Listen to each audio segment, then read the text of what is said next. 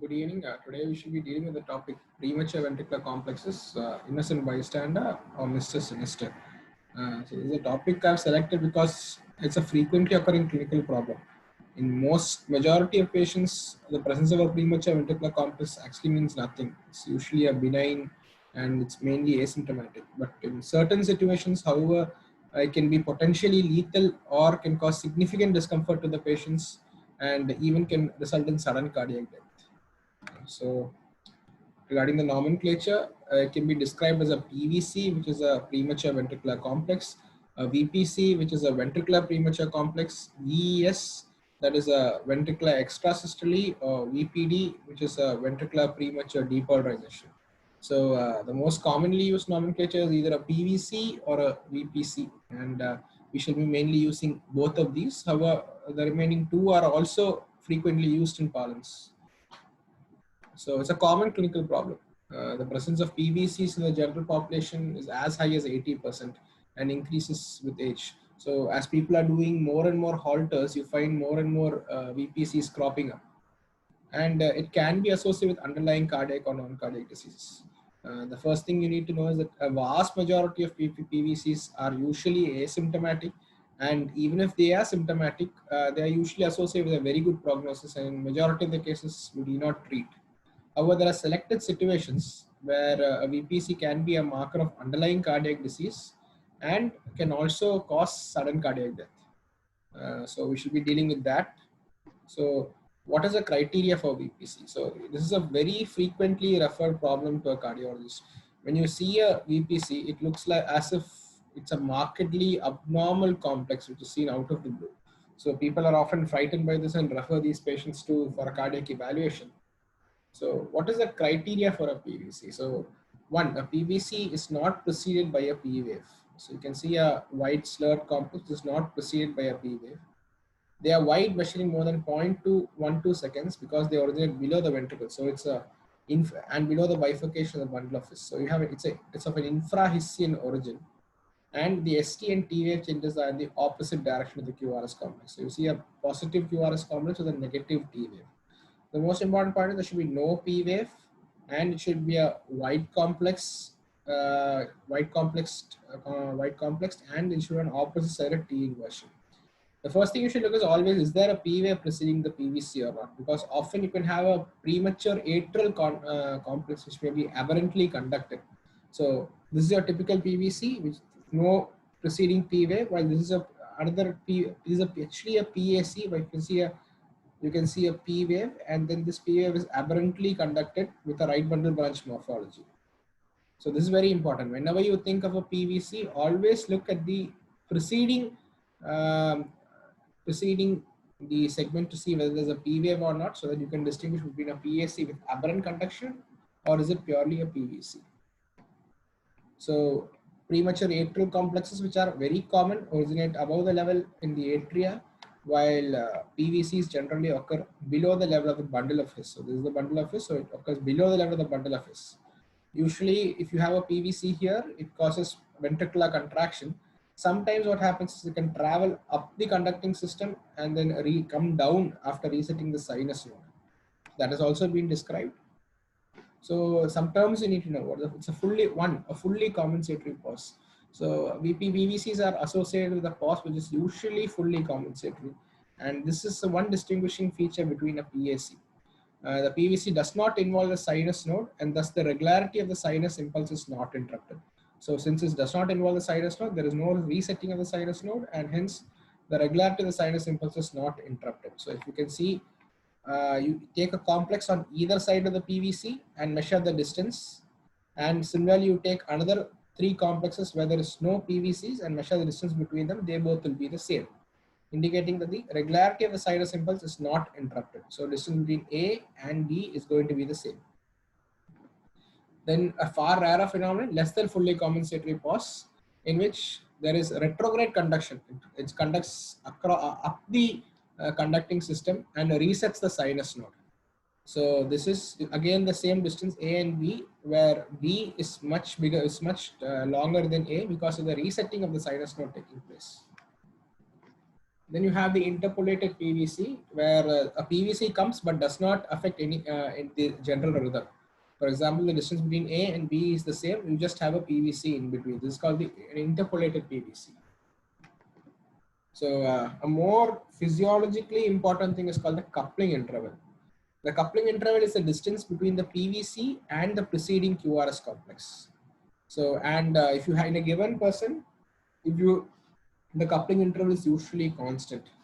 So this is a PVC and this is the QRS complex, and this is the coupling interval, the distance between the preceding QRS complex and the PVC. This is especially important because the shorter the coupling interval, that is, the more closer the PVC comes to the previous QRS complex, it is worse because say if it falls on the T wave of the preceding QRS complex, this is called a R on T phenomenon, and as we shall see later, this can precipitate ventricular tachycardias and later VF.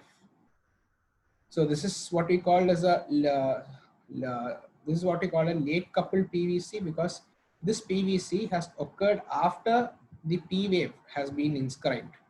So this is called an end diastolic PVC when it occurs very late after the sinus P wave has been inscribed. And one additional point is that end diastolic PVCs are a soft sign for reperfusion. So if you thrombolize an MI or you do a primary PCA for an MI and you get end diastolic PVCs, they are a soft sign. They are not like immediate resolution of pain or an ST resolution of more than 70%, which are hard signs. This is a soft sign of reperfusion. So a PVC which has been inscribed after the sinus P wave has come. This is called end diastolic VPCs or late diastolic VPCs. Again, this is a short coupled VPC. As you can see that the VPC has originated at the T wave. And again, here you have a short coupled VPC. A VPC is originating at the peak of the T wave. And this is a very dangerous phenomenon, as the descending limb of the T wave is the most vulnerable period in the cardiac cycle.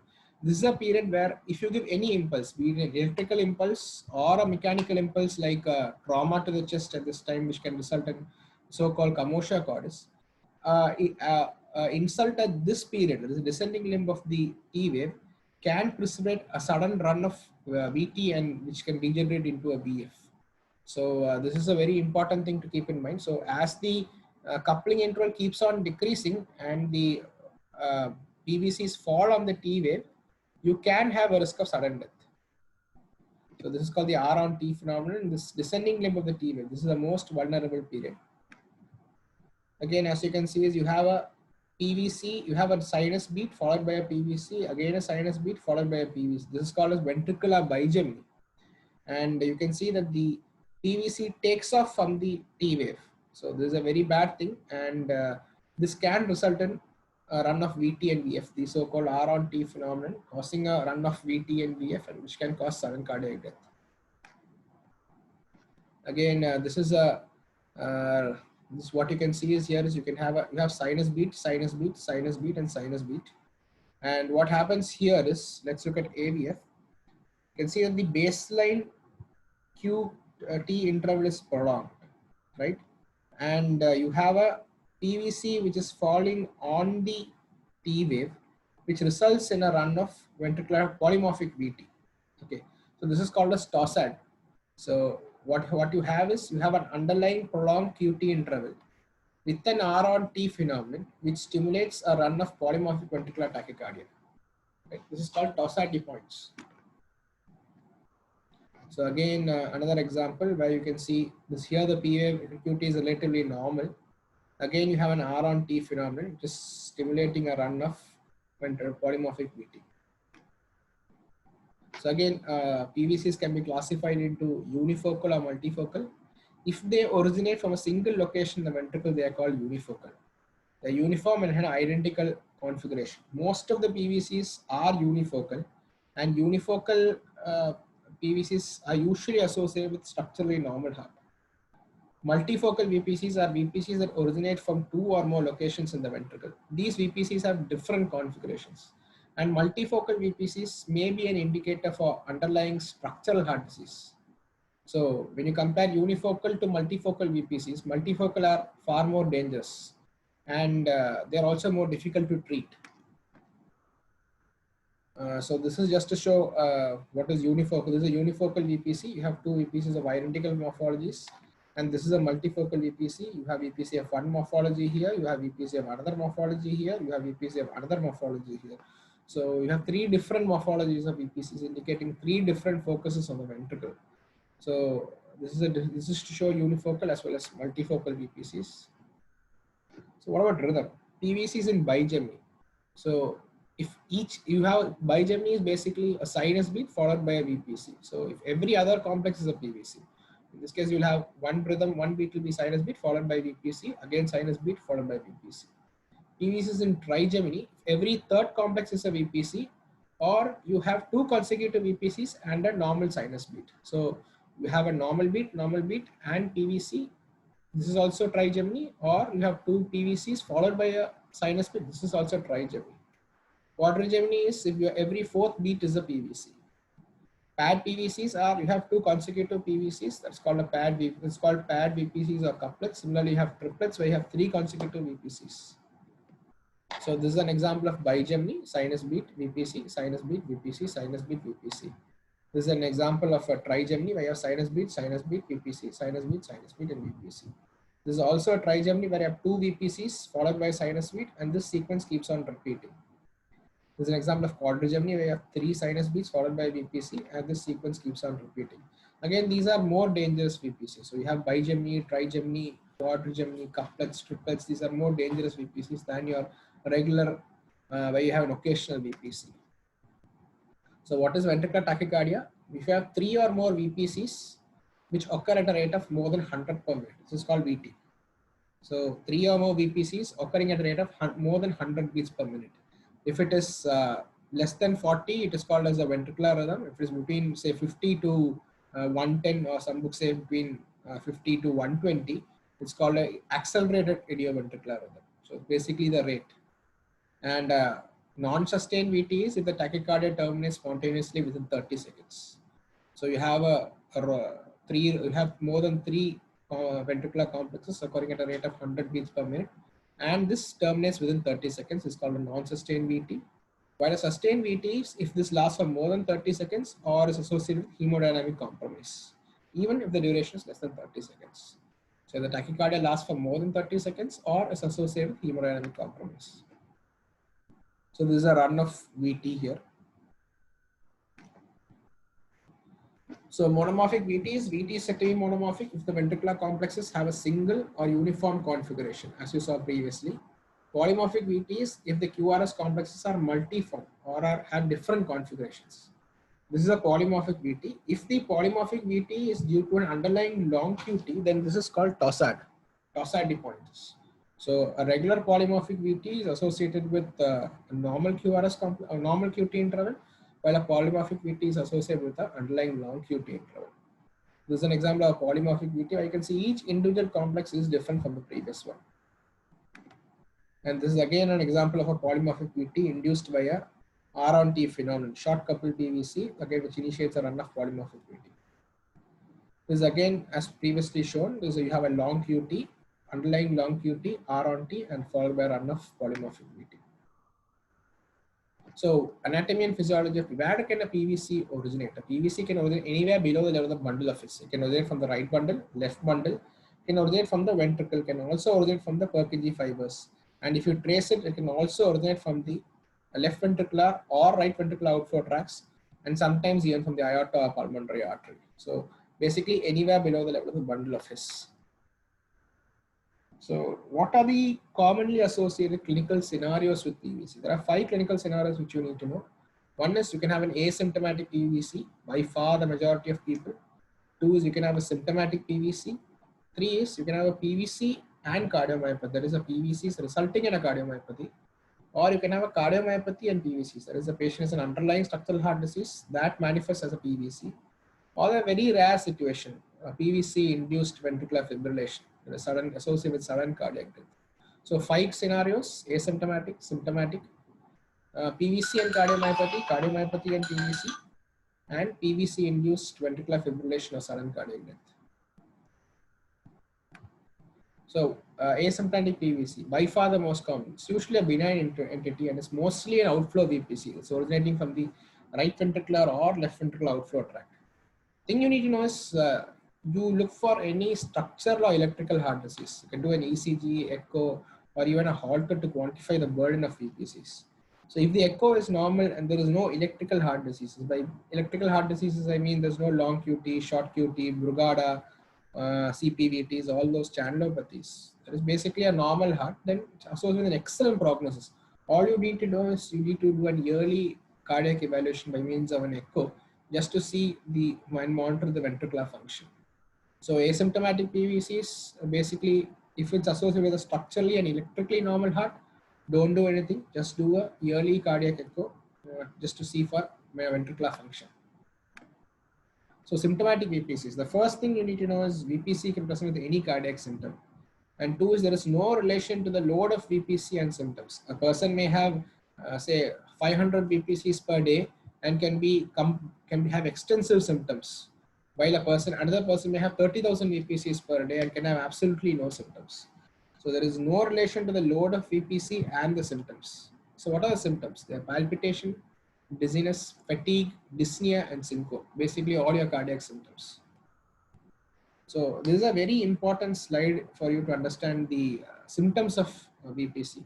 So what you can see is you have a sinus beat, sinus beat, sinus beat, and a PVC. Again, you have a run followed by a PVC. So what you can see is this is the blood pressure tracing, arterial blood pressure. So you can see there is good arterial blood pressure volume, and as the PVC comes, you can see the blood pressure drops. The reason is because the PVC has occurred early, it's premature. There is less filling of the ventricle. Thereby, there is less ejection of blood. Thereby, the blood pressure falls. In this case, it is so early that it has not even resulted in a blood pressure tracing, right? So there is decreased blood pressure volume during the PVC impulse because there is decreased ejection, and the post VPC. As you can see, there is a pause here, and this pause allows for increased blood to fill the ventricle, and according to Starling's law, you'll have a more forceful contraction. Thereby, you can see a slight increase in the blood pressure. It subsequently normalizes. So a VPC beat is associated with a decreased blood pressure, and a post VPC beat is associated with an increased augmentation of the blood pressure. So what is its significance?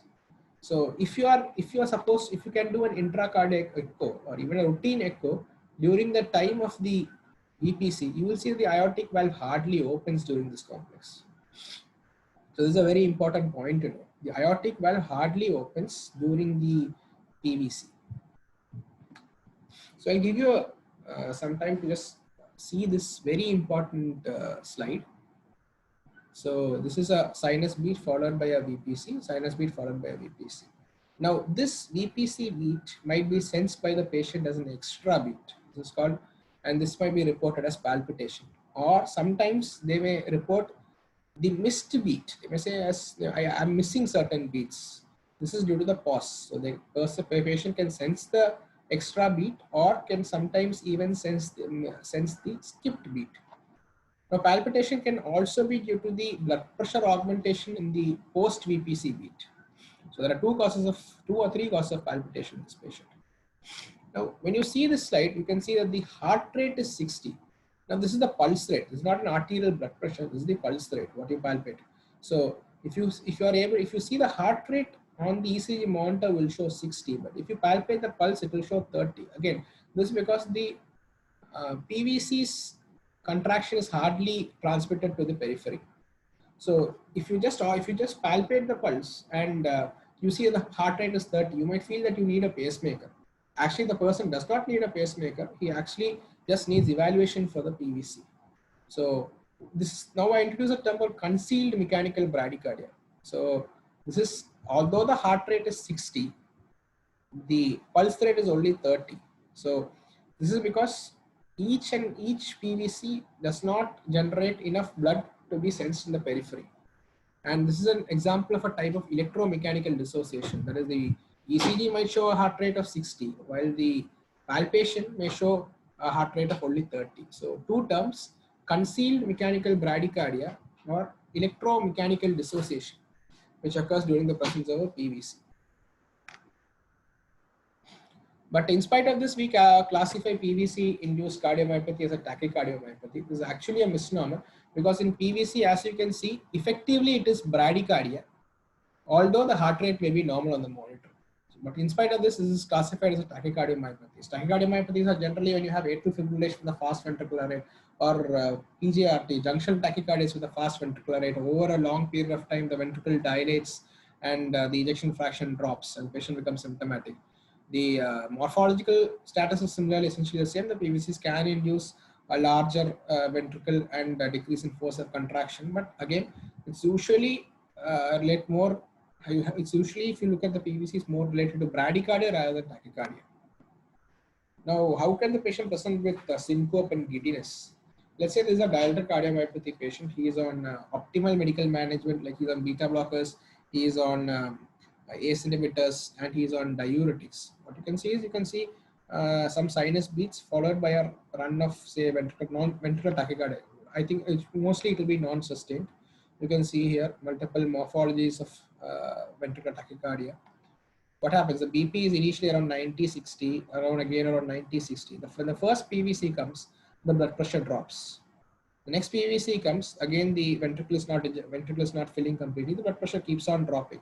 As subsequent PVCs occur, since the ventricle is never being filled properly because of your multiple premature contractions, the blood pressure keeps on falling. So what would have been initially 90-60 would drop to something like 30, and the patient can have giddiness or even syncope.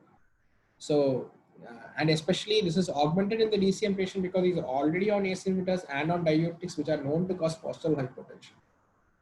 So this is how VPCs in the appropriate clinical scenario can cause giddiness and syncope. So because of the decreased filling of the ventricles and decreased ejection, thereby dropping of the blood pressure. So VPC and cardiomyopathy. Now we come to a real problem. VPCs can cause cardiomyopathy and cardiomyopathies can cause VPCs. In a given patient, we might struggle to find out which caused which because the treatment may be diametrically opposite. This is an example of a 47-year-old male who was evaluated for exertional dyspnea, and an echo taken was found to have a dilated hypokinetic LV with an EF of 32%. This is a dilated cardiomyopathy case. You can see ventricular bigeminy occurring. So as part of evaluation, they did an angio and found its normal coronaries, put on maximal medical management, say in functional class 3 dyspnea, and they did a Holter, and Holter shows a 21% PVC load. Now you come to a real problem. Did the cardiomyopathy cause the VPC, or was the VPCs of sufficiently long duration with high load which caused, and the VPCs caused the cardiomyopathy? It's a very commonly found as well as very taxing clinical problem, similar to the chicken and egg. Now, what do you do? If you think it's a PVC-induced cardiomyopathy, you can ablate the PVCs or even suppress the PVCs. While if you think that it is just a routine cardiomyopathy with the PVCs, you might actually put an ICD for this patient since his ejection fraction is so low to prevent sudden cardiac death. So what do you do? So VPCs and cardiomyopathy, you can see an association between frequent VPCs and LV dysfunction is well established. So the mechanisms, however, are less clear. We know it exists, however, we are not clear regarding the mechanisms. And as usual, when you're not clear regarding the mechanisms, we postulate a lot of mechanisms like LV dyssynchrony, VPCs cause increased oxygen demand, disruption of the physiological activation of LV. We are exactly not clear, but we are clear that it resolves usually after catheter ablation or prolonged medical therapy. So VPCs can cause decrease in LV function, and it usually recovers after suppression of the VPCs by ablation or antiarrhythmics. So the pathology is similar to that of a tachycardia-related cardiomyopathy. So and this was found first described in the Mayo Clinic Journal in 1998. You need one, the recognition of a frequent VPC, and two, the diagnosis of a cardiomyopathy. And usually such patients are usually asymptomatic for the PVC. They may be symptomatic due to the cardiomyopathy. You might have exertional dyspnea, you might have a pedal edema, but infrequent, they don't sense the PVCs. You do a Holter or you might find a significant PVC load of maybe 50%, but they frequently don't sense the PVCs. Now, three things to diagnose PVC-induced cardiomyopathies. One is you should have a frequent PVC burden. Two is you should have LV dilation and reduced LV function. And three is it should be reversible with PVC elimination. So all three should be satisfied to diagnose a PVC-induced cardiomyopathy. So this is a Mayo Clinic journal which came in 1998. It was the first time we recognized that PVCs could cause cardiomyopathy. Therefore, the suppression of frequent premature ventricular contractions and improvement of LV function in patients with presumed idiopathic dilated cardiomyopathy.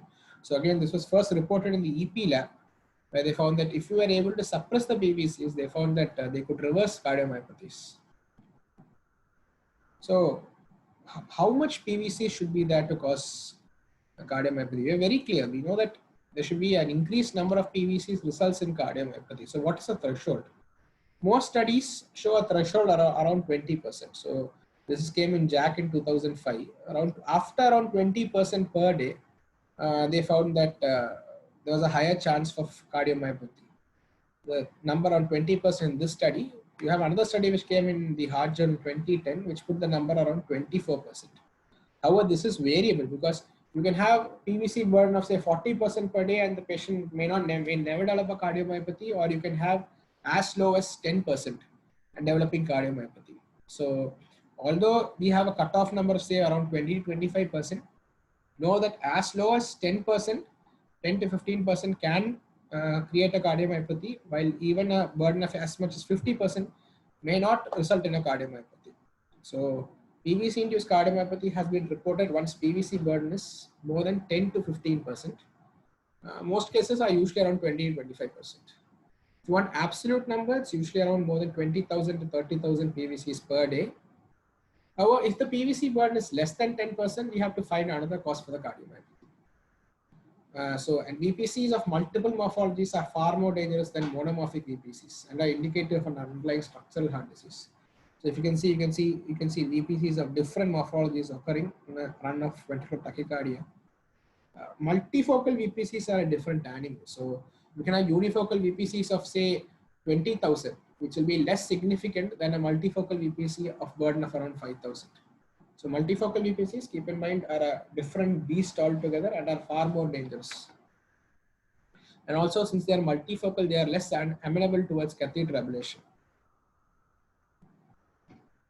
So another thing is, the wider the QRS complex, the wider the PVC QRS complex, especially if it is splintered, say it's around more than 150, the cutoff was 153 milliseconds in one study which came in Heart Rhythm in 2014.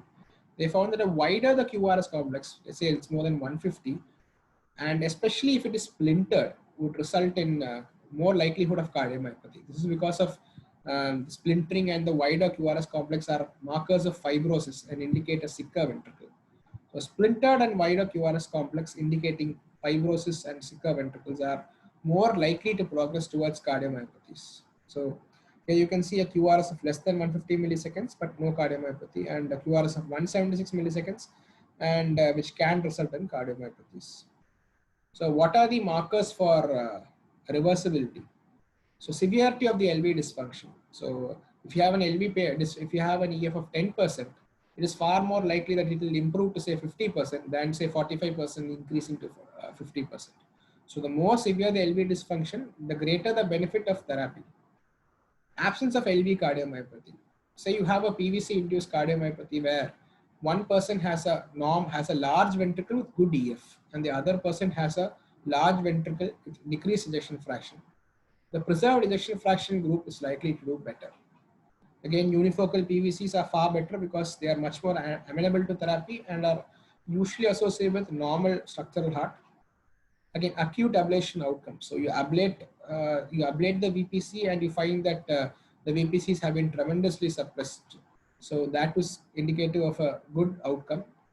And again, less than 5,000 VPDs per day. Although we try to ablate it and bring the VPCs to zero, this often may not be possible. So if you are able to reduce the load from say 30,000 or 40,000 less than 5,000, even that is good enough to reverse cardiac function. So this is an example. You can see that patient has VPCs, frequent VPCs, and ejection fraction of 35% with a PVC of 21%. Post ablation, you can see the VPCs have disappeared. PVCs have come down to less than 1%, and ejection fraction has improved, say, around 55 to 60%.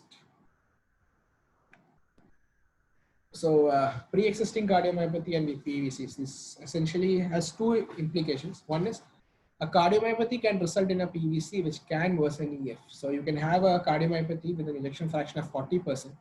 Now if the patient develops PVCs, the ejection fraction over a period of time can drop to say 35% or 30%. So a VPC can not only decrease the ejection fraction in a normal heart, it can also decrease the ejection fraction in a pre-existing dilated cardiomyopathy also. So the another is that when you place a CRT, you need 95% biventricular pacing to be effective. So if the patient has frequent VPCs, this induces a dyssynchrony. So let's say the PVC burden is 20%. Now only 80% will have biventricular pacing and the CRT may not be effective. So in this case, you can actually ablate these PVCs. So two important scenarios are PVCs can worsen LV function in a pre-existing cardiomyopathy, and also in a setting of CRT, they may render less percentage of biventricular pacing, and thereby the CRT effectiveness would drop. And this can be treated by ablation. We come to the fifth and last clinical scenario, which is PVC and sudden cardiac death. This is a very sad cause, and this is a cause of idiopathic VF. We have patients will be completely healthy, they'll be leading on perfectly normal lives, and suddenly a PVC will come usually associated with an R on T phenomenon, and this induces a run of VT, and which can degenerate into VT and VF. So we don't know why it occurs. We just know it's part of an idiopathic VF, and it's usually associated with structurally normal heart, and you get a short couple VPC, again causing the R on T phenomenon, and goes in for a run of VF. We have no way to predict who develops it. So persons will be completely normal and suddenly will develop an R on T phenomenon and die. The common site of origin includes the Purkinje network, papillary muscles, and left ventricular outflow tract. So keeping all this in mind, what are the dangerous VPCs, or what are the VPCs we should be worried about? So we have discussed most of these. A high number, more than 20% or more than 20,000 VPCs per day, which can result in a cardiomyopathy. Wider QRS complex, especially if splintered. Again, the cutoff in the study was more than 153 milliseconds. These are markers of fibrosis and a sicker ventricle. Again, multifocal VPCs are far more dangerous than unifocal VPCs and are indicative of underlying structural heart disease. PVCs arising during exercise. Usually if you stress the patient, usually the PVCs should disappear. So PVCs arising during exercise are indicative of more of a load on the heart and are more dangerous. Family history of sudden cardiac death and cardiomyopathies. Short coupled PVCs. Again, this results in the R on T phenomenon and VTVF coming on. Also varying coupled PVC. So you have a short coupled VPC and you have a long coupled VPC. Again, a short coupled, long coupled. This can again result in a re-entry phenomenon and can result in various arrhythmias, ventricular arrhythmias. So high number of PVCs, more than 20,000 or 20,000 VPCs per day. Wider splintered QRS complexes, multifocal PVCs, PVCs arising during exercise, family history, and short coupled PVCs or RRT phenomenon, and last varying coupled VPCs. So when you evaluate, why has PVC occurred in the given patient?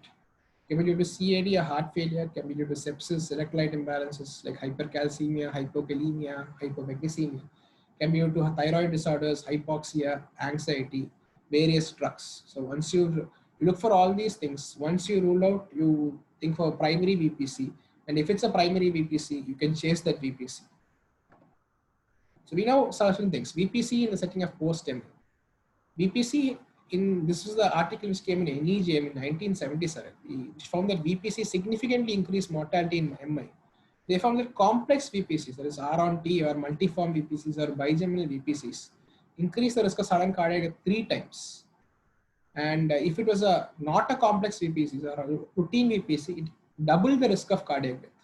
So complex VPCs had a 3 times increase risk of cardiac death, and simple VPCs had a 2 times risk of cardiac death. So they tried suppressing this VPC. This is a famous trial, the CAST trial, where they tried class 1 drugs, encrine, flecainide, and morazine, and found that although VPCs were associated with increased risk of mortality, they found the suppression of VPCs actually also increased in mortality. So there's no benefit in suppressing these VPCs, rather it increased mortality in the CAST study.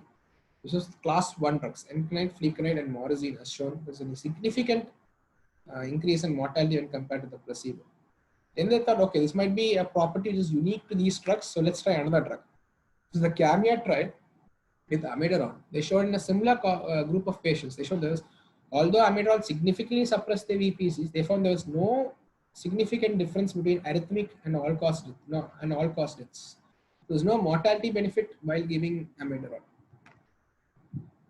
So what about the treatment options you have in a VPC? Usually if the patient is relatively asymptomatic or minimally symptomatic, do an echo. And if there's no echo is normal, there is no channelopathies, you can, all that's necessary is reassurance. What are the indications to treat? Mainly if the patient is severely symptomatic, if the patient has a PVC-induced cardiomyopathy, if the patient has a PVC-induced dyssynchrony on CRT, or if the patient has PVC-induced arrhythmias like VT or VF. So 4 indications: severely symptomatic, PVC-induced cardiomyopathy, PVC-induced dyssynchrony on CRT, or PVC-induced arrhythmias, VT or VF. The drugs you have are beta blockers, calcium channel blockers. These are usually your first-line drugs. However, they are not usually very effective in treating a VPCs. They may be effective in treating RVOT or LVOT VPCs, which are adrenergic mediated. So you look for VPCs occurring during exercise or VPCs occurring during the daytime hours where the patient is awake. And if these occur, and if it's an RVOT VPC or an LVOT VPC, which are sympathomimetic, sympathetically mediated, you can try beta blockers or calcium channel blockers. If you want to really suppress VPCs, you should go for flecainide or sotalol or even amiodarone. However, amiodarone in setting of a normal heart because of its toxic effects may be avoided. Then catheter ablation, which are usually of good benefit in monomorphic VPCs in the absence of structural heart disease. However, you can also try in case of polymorphic VPCs in specialized centers. So the last indication would be catheter ablation. So this is a commonly seen VPC. This is an RVOT VPC. Again, this is an LBV morphology here with positive in 2,3 AVF, which indicates an outflow VPC, which can subsequently go in for an RVOT tachycardia, VT. So you can see that the morphology of a VPC and the morphology of the tachycardia are similar. So this is one mechanism where you can distinguish between SVT and a VT. So if you have a VPC, and if the same VPC morphology is repeated in the tachycardia, it's usually a ventricular tachycardia. Now, RVOT VPC is so common in Asia, it's almost called it's an Asian disease. And this is by far the most commonest VPC we see in clinical practice. So this ends the presentation. So kindly like, share, subscribe, and comment on the bell icon. So thank you.